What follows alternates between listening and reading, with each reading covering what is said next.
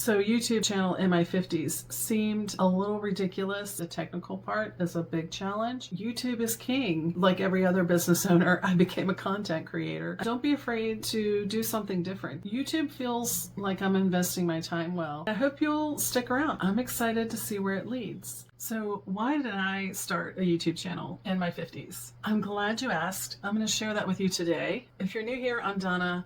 I'm a mixed media artist, and I help people who want to create more do so through simple design ideas, organization tips, and a behind-the-scenes look at how a working artist gets it done. So YouTube channel in my 50s seemed a little ridiculous on some levels because I have a 21-year-old who started a YouTube channel when she was 9 or 10, and YouTube was a new thing to me. I didn't watch anything on YouTube. It was just kind of a trend to have a YouTube channel for her generation. It's not something I ever considered until I started building a business teaching art.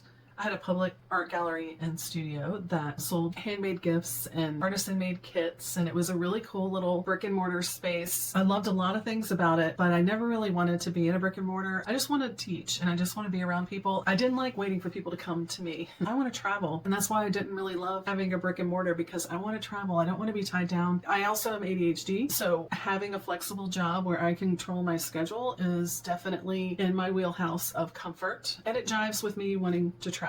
I created an art membership, and I also was teaching paint parties in person and working on trying to make that an online thing. During all of that, like every other business owner, I became a content creator by default because everyone was like, you got to be on Facebook, you got to be on Instagram. As I was creating all this content, I realized I'm spending all this time to create a little 2-minute, 3-minute reel, and I put it out there into the social media ether, and it goes up in smoke. When I found out only 5% of people who follow me actually see my posts, I was like, why am I putting all this effort into all this content creation that no one is going to see? And YouTube just felt a little more permanent to me. It feels like it doesn't just go in the social media abyss to be lost forever. The people that were really making it on social media and that are teaching be on social media were the people that experienced this extreme growth during 2020 and 2021, which were unicorn years, and we all know why. They had a captive audience close to 2 years because not everybody made their way out into society again right away. We all became comfortable in our homes and doing everything from home. So anyway, we all know how that went. These mentors that I was following, who are great business people, they've learned a lot. They have a lot of knowledge to share, but what they're teaching is no longer relevant because organic reach on social media is no longer a thing. It's just not a thing. They rose on it, but now they're staying in the position that they're in because they're paying for ads. And I didn't have the means or the desire to pay for ads. So I thought, I'm going to give YouTube a try, and I was already uploading videos to YouTube for my membership to access Design of the Month that I taught, and I'm actually making all of those videos public for you, so keep watching for those if you're interested in seeing some of those designs. So anyway, that's how I ended up on YouTube, and I actually found out that I liked making videos. I like the process of figuring out how to film and what to convey. I like the idea of it lasting somewhere where someone could come find a video 3 to 10 years from now and learn a process that I taught, and it's still useful, it's still there. Whereas on Facebook, the chances of someone coming across it are almost none. YouTube feels like I'm investing my time well. I've enjoyed the process of creating a YouTube channel. It's a challenge. Definitely the technical part is a big challenge. I really want to become more proficient at editing so that I can be more efficient in getting more videos out. I have video ideas galore, and I just can't get them made fast enough. Just this week, my former gurus went to some big funnel conference. All the people in their selling circles, that becomes a culture. They all came away. Even Stu McLaren, who's their mentor, was there. That may mean nothing to you, but they all came away from it saying, YouTube is king. YouTube is where it's at. So if you haven't already, you're going to be probably seeing a lot more people taking that leap to YouTube. I think it will take a little bit. I know that my mentors are already on YouTube, and they have a team to help them kick up their YouTube production. So more power to them. I hope they'll do great. They're teaching some fun stuff. So it felt a little bit like a trendsetter. Not a trendsetter really, but I felt like, okay, there's something to my business instincts, right? So I'm definitely not an expert, but these mentors that I had stopped following because they just were teaching social media as if you could build organically. And I was like, I know this is not going to happen. So I'm moving on. I'm not anti-mentor. I have a new one. One of the things I observed in one of the groups that I was in. I started asking questions about YouTube because I knew my mentor was on YouTube. I knew that wasn't her focus. That was not what she was teaching. So she didn't want me to ask questions about YouTube because she wanted to keep her membership focused on the things she was teaching and using those tools. But I already had recognized that those tools were becoming obsolete. So that's something to maybe pay attention to and keep in perspective. But anyway, I'm pro guru. I'm pro coaching, mentoring. I think that's great. But I will say this, I personally fell into the trap of being a perpetual student. I've always read self-help books, but I'm not as good at implementing what I learned as I am learning in a lot of cases. So at some point we have to stop learning and start doing. We have to just start implementing what we learn because we learn from doing. Think about it. The people we're learning from, they learn from doing. They're just a few steps ahead of us. So they're teaching us what they learned from doing. We could learn entirely from doing without the mentor. The mentor is meant to give us a leg up. In most cases, they do. Sometimes we need more assistance and coaching at different times in our lives than we do at other times. I guess what I really want to say is choose your mentor wisely and don't be afraid to do something different. So I think these gurus are saying YouTube is king because I think social media is on the way out. We've already talked about that. It's just not what it used to be. It's getting really salesy and smarmy, especially Facebook. It just doesn't,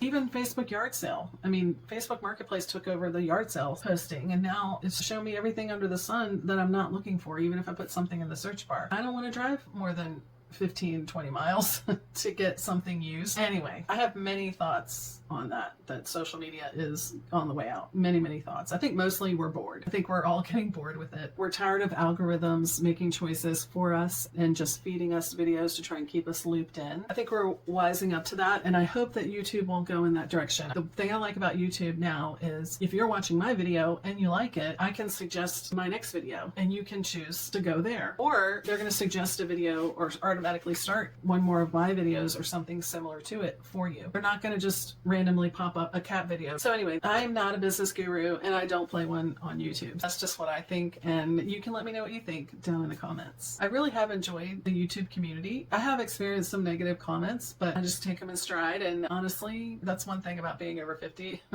is I'm old enough to not let other people's problems become my problems. So yeah, I'm also kind of an empath and sensitive. I don't think I'm immune to negativity, but it doesn't take over my life, that's for sure. So I'm going to keep making videos here. I'm going to keep sharing my design of the month designs with you. I'm also going to keep making videos to help you reach your goals as a creator, as a maker, as a wannabe maker, wherever you are. I hope that something I share will spark something in you to pick up your paintbrush or whatever it is you want to create. So here's the other thing that's trending right now that I love, because this is what I've been doing. I kind of went against my grain to try to be more like them to make my business grow, but now I feel like I can really lean into what I do. They're realizing you guys want more. You don't want to just copy my design. You want to create your own designs and find your own style. That's my thing. I want you to take the processes that you learned from me and use those processes to create something new, something that's all your own, and feel empowered. I'm going to dive deeper into that as well with videos. I'm going to still do complete tutorials, but we're also going to look at art processes and just really celebrate the process itself, because that's really where it's at. It's not about the end product. It's about giving yourself over to what happens in our brains when we create. It's as good for you as doing yoga, running for miles, swimming, whatever it is you do to get your endorphins and everything working to keep your mental health where it needs to be. As women, it affects our endocrine system, everything. So that's how I ended up here, and I hope you'll stick around. I know it will involve at some point some travel. I know there's going to be lots of denim and fun. I'm going to keep it real. I'm going to keep it fun, maybe even real fun. Maybe it was a business instinct. It was probably more like my Gen X, you can't make me attitude.